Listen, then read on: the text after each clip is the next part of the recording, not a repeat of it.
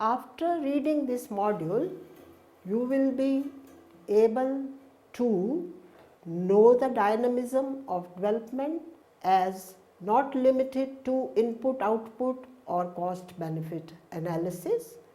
You will be also able to define institutions in terms of formal and informal constraints, and you will be able to explain the effects of economic, political and social institutions on economic development, and it will help you to examine the role of inclusive and participatory institutions in determining the level of development, as well as you will be able to understand the conflict between economic and political groups and its impact on economic development, and moreover you will be able to analyze and evaluate the possibilities of improvement in these institutions.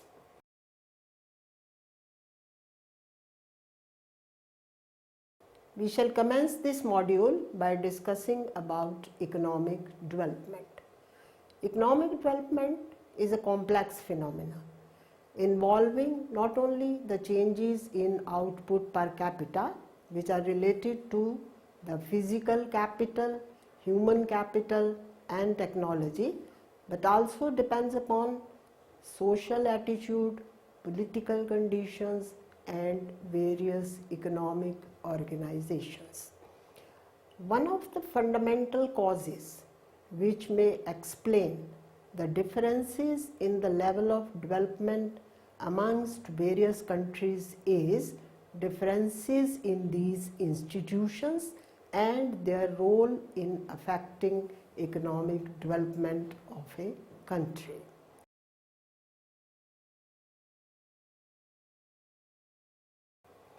So, let's first discuss about the growth and the dynamics of development. The most important question which social scientists face across the globe concerns the reasons for the cross-country differences in economic growth and development. The question here is, why do some countries achieve economic growth while the others are not able to do so? This question also leads to another question as to what can be done to induce economic growth and improve the standard of living of people in a society. Before answering these both questions, we must differentiate between growth and development. The traditional approach to growth was that it is a process in which the output per capita would increase over a long period of time, and that of development implied a sustained increase in gross domestic product along with structural changes in an economy. The idea was based on the assumption that the rapid growth of output per capita would automatically trickle down and will be able to eliminate poverty and economic inequalities by generating more employment. But a vast majority of people in the world could not benefit. So, the concept of development was redefined in terms of redistribution with growth, thereby implying progressive changes in the socio-economic structure of an economy. The process of development, thus, was combined with social changes. It implied that people are the major participants in the process of change, and they are the ones who enjoy the benefits of these changes. These changes, therefore, should include better living standards, equitable distribution of income and wealth, productive employment, and adequate facilities for health, education and sanitation, etc., which are reflected through various social indicators. Economists all over the globe have long recognized that growth can take place without development, as has happened in Liberia, but development without growth cannot be conceived. Growth in output per capita in a society is affected by the amount of physical capital, human capital and technology that the workers and entrepreneurs have access to, as well as to the ability of the society to increase physical capital, human capital and improvement in technology. Here, techniques would also involve the organization of production, which would also involve the organization of production, which would mean more efficient utilization of resources. The capacity of an economy will be used more effectively not only with the accumulation of more machines and equipment, but also with skill formation in the form of managerial and organizational skills. But the study of dynamism of economic development is not limited to the simplistic mindset of general economic theory. The realization that economics is not only limited to the simple quantitative assessment of inputs and output or cost and benefit, there is a greater interest in the influence of institutions on the process and outcome of development. To get more satisfactory answer to the questions of some countries having less physical and human capital and technology and making worst use of their resources, and some countries growing much faster than others, we shall have to look to more fundamental reasons. It is here that there is a strong support for the overwhelming importance of institutions in determining the levels of development in countries around the world. Once the importance of this institution is clear, one cannot develop a framework for policy recommendations.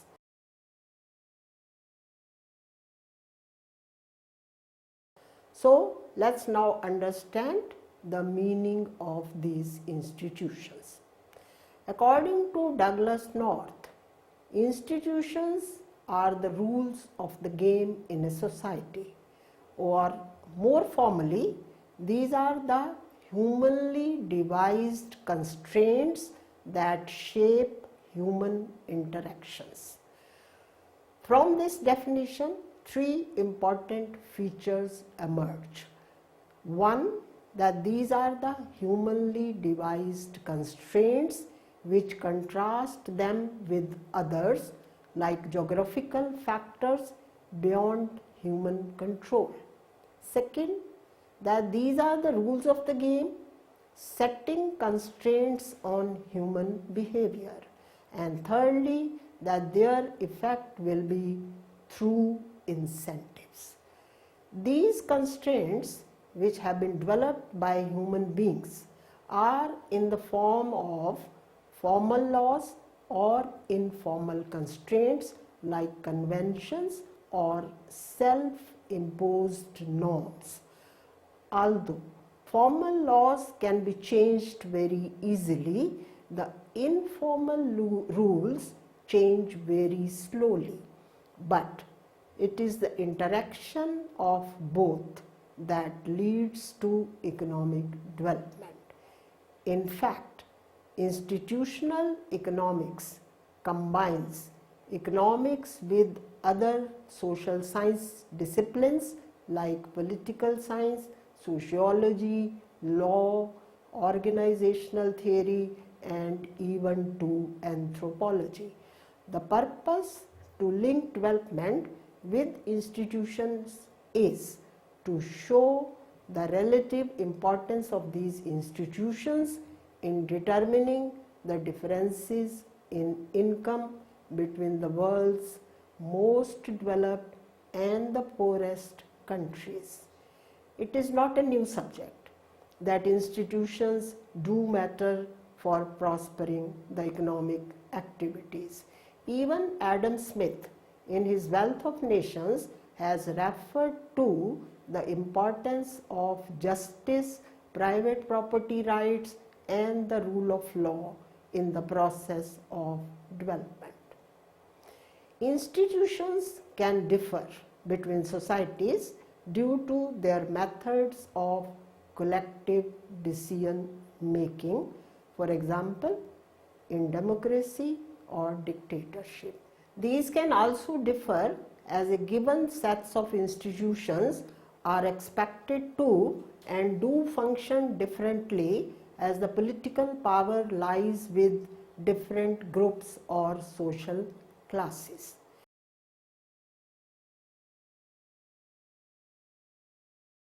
Now, moving on to discuss the classification of institutions and their role in economic development. Broadly, these institutions can be classified into A. Economic institutions, B. Political institutions, and C. Social institutions. Firstly, we take economic institutions. Economic institutions do affect economic development directly as they influence investment in physical and human capital, technological changes, and the organization of production. They not only affect the aggregate growth potential of the economy, but the distribution of resources in the society also. Therefore, they are not only linked with growth through different degree of efficiency, but also through different distribution of the gains of this growth. It is because of this influence that all individuals and groups in the society would not prefer the same set of institutions. This leads to a conflict of interest over the choice of institutions among various groups. Political institutions allocate political power, and those who hold political power influence the development of political institutions. They try to maintain those institutions which give them political power. The interaction between the two will create a mechanism of persistence. Those who are getting more resources will have more political power and will push for such economic and political institutions which are favorable to their own interests. While political institutions work through political power, economic institutions of markets, infrastructure, financial organizations, property rights, and economic organization like planning, etc., have their influence through costs, return on investment, distribution of resources, cooperation, and increased social capital. In market organizations, buyers and sellers meet to determine the prices of commodities. The rational prices thus determined are good indicators of decision making and help in allocation of resources. to take advantages of the opportunities for trade with different groups and increase the size of economic transactions. Only cultural ties are not enough. There is a need for institutions like organized markets which ensure agreements on the details of exchange and compliance to agreed conditions, which will include contracts, codes of conduct, standardized weights and measures, and enforcement through law, etc. Institutions which provide all these facilities reduce the transaction cost, the bargaining cost, and the enforcement cost, and are thus conducive to economic development. In most of the less developed countries, particularly in their agricultural sector, the markets are unorganized, where the producers are not able to take risks through long-term contracts. They therefore restrict output and investment.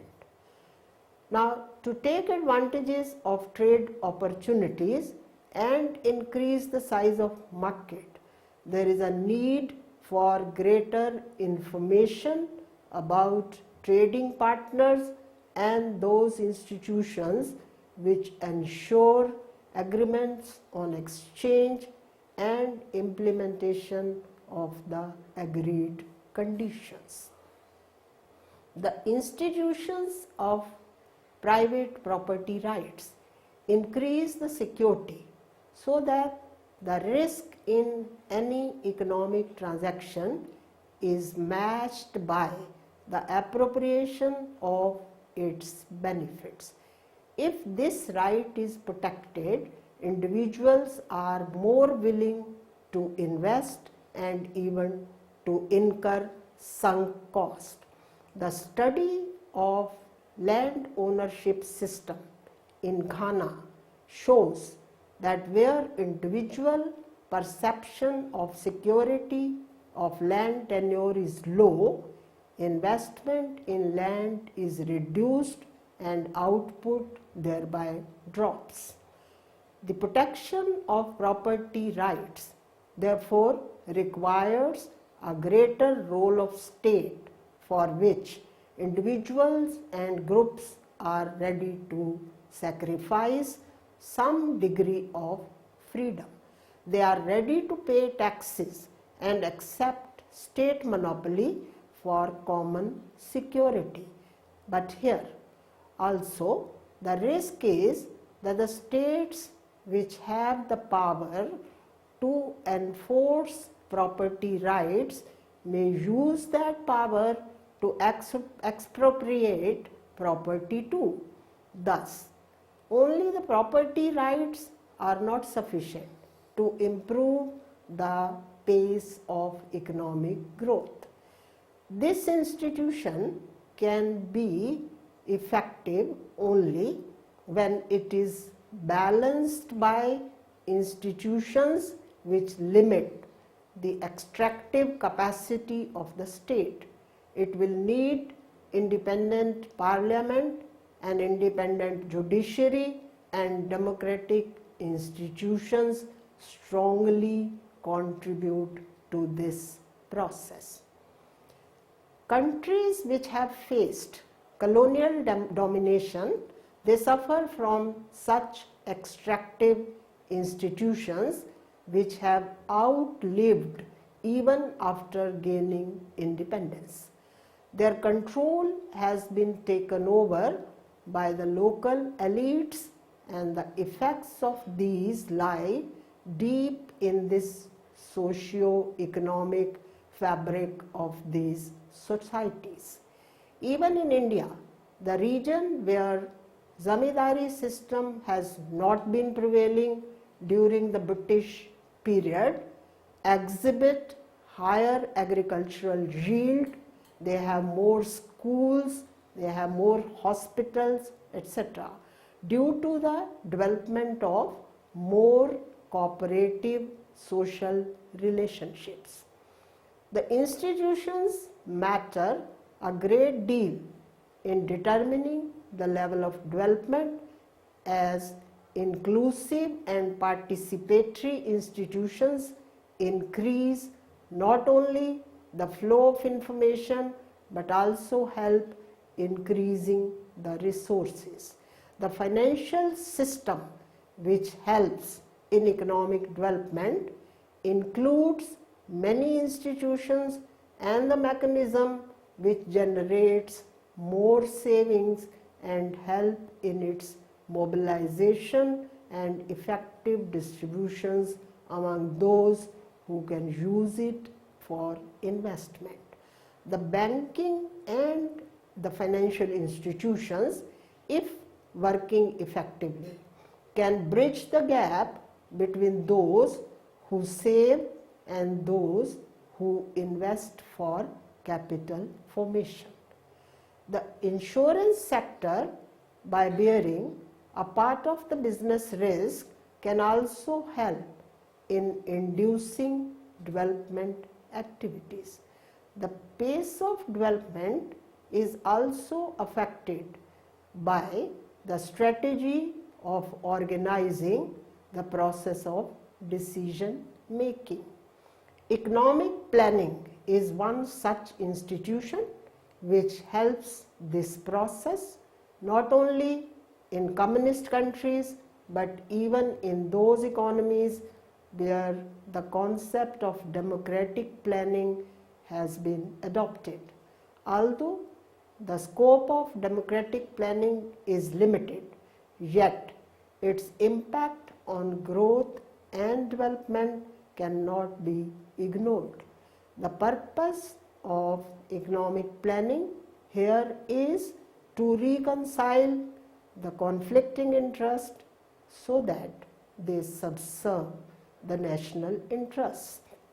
Its success would depend upon the extent to which public sector is able to pursue the socially desirable goals, b, the extent to which the state is able to guide the private sector to follow these goals, and c, the extent to which the state is able to check the distortions in investment decisions. Therefore, the welfare state is another example of an institution which pools resources to limit the negative effects of trade cycles on incomes and employment in an economy. The political environment and the decisions of the government help in providing more funds for investment in infrastructure, which is an essential precondition for economic growth. It is not only economic infrastructure in the form of transport, communication and power, but investment in education, health and information sector is also necessary, which will be complementary to private investment. Informal institutions like public agencies, trade unions, community structures and professional associations also help in promoting the growth process of an economy. Besides, in less developed countries, the provision for safe drinking water and sanitation has to be made under expanded social infrastructure. The declining state expenditure on social infrastructure in these economies is creating a social relationship which is not conducive to economic development. Moreover, there is a need for political stability which can generate faith of the people in the programs and policies of the government. It is this faith which drives the people to make investment in various fields of economic activities. The impact of economic institution is sometimes limited by negative social institutions. The caste system, the joint family system, and the laws of inheritance, etc., have their powerful negative effect on economic development in a country like India. The required changes in these institutions bring social dynamism, which is a critical parameter of change in the context of development. Similarly, religious outlook and the aspirations of people are some other areas which should be looked into. As Professor W.A. Lewis puts, a country may either commit suicide by adhering to dogmatism or simulate the process of growth by a rational outlook towards religious faith. It is clear, therefore, that institutions do play an important role in the process of economic development. Since these are humanly devised constraints and are both formal and informal in nature, these can support or can put obstacles in the path of development. The question which emerges is that if institutions are so important for economic growth, why do some societies choose and maintain these dysfunctional institutions? The answer to this question lies in the relationship between economic institutions, political power, and political institutions.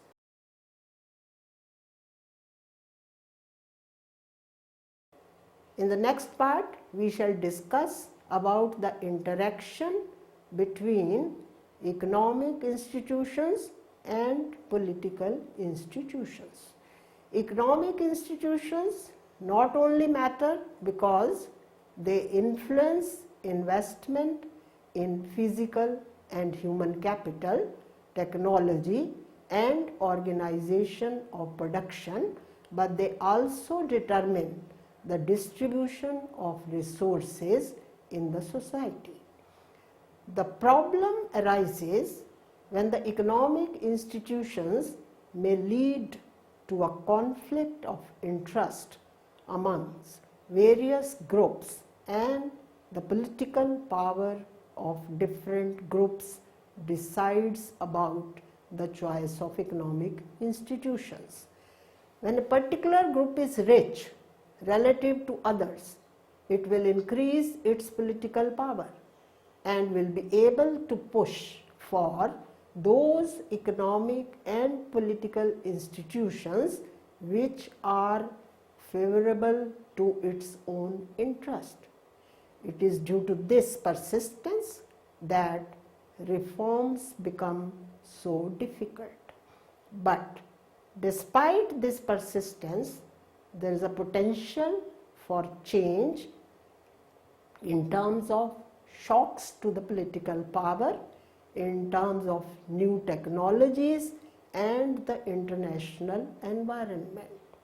This may generate major changes in political institutions, leading changes in economic institutions, and thus may prove helpful to economic growth. It is therefore very important to focus on the political institutions and the distribution of political power along with economic institutions while deciding about the potential institutional reforms. Moreover, a direct reform in a specific economic institution may be ineffective and may even backfire, as there are different ways and instruments to achieve any goal. Taking away one instrument without changing the balance of power can lead to just a replacement of one instrument with the other. Historically also, various countries, while attempting institutional reforms, have faced various problems and have remained unsuccessful in such reforms. Nevertheless, countries do change their institutions and they move into different development paths. The obvious examples in the post-World War II are Taiwan, China in late 1950s, and Singapore, the Republic of Korea, and Botswana in 1960, and Chile and Mauritius in 1970s. Britain also underwent an important process of institutional changes successfully, firstly in the 17th century and then in the 19th century. These changes in various countries took place both under the authoritarian regime as well as under democracy. The obvious result on the discussion made above is that one of the main determinant of cross-country differences in income per capita is the differences in institutions. These differences in institutions are the outcome of different collective choices which further reflect the difference in political institutions and distribution of political power. Although it is a difficult task to change these institutions and thereby to solve the problem of poverty and inequality, yet there are examples that countries do reform their negative institutions and solve the problem of stagnation and move to rapid rates of economic growth. The example of economic development of China after 1978 shows that this takeoff was the result of the institutional and policy reforms. Growth did not occur in China because some geographical constraints were removed or their culture changed, but growth occurred because more power came in the hands of those who wanted to push through these reforms.